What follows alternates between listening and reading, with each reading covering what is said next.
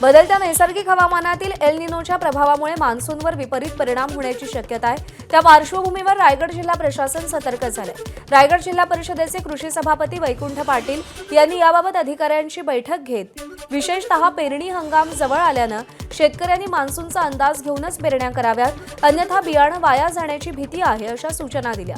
शेतकऱ्यांचं नुकसान टाळण्यासाठी या संदर्भात अधिकाऱ्यांनी जिल्ह्यातील शेतकऱ्यांना मार्गदर्शन करून सावध करावं अशा सूचना सभापती वैकुंठ पाटील यांनी दिलेल्या आहेत।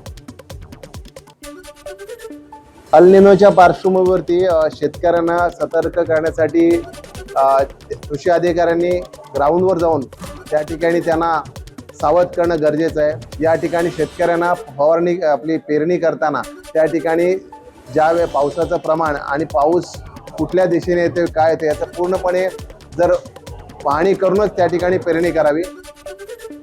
आणि एक महत्त्वाची अपडेट आहे। नसरापूर अत्याचार प्रकरणामध्ये ससूनच्या डॉक्टरनी कोर्टात साक्ष दिली आहे। पीडित चिमुकलीच्या शरीरावर झटापटीतून ओरखडे झालेले आहेत। चिमुकलीवर शस्त्राचे नाहीत तर झटापटीचे ओरखडे आहेत।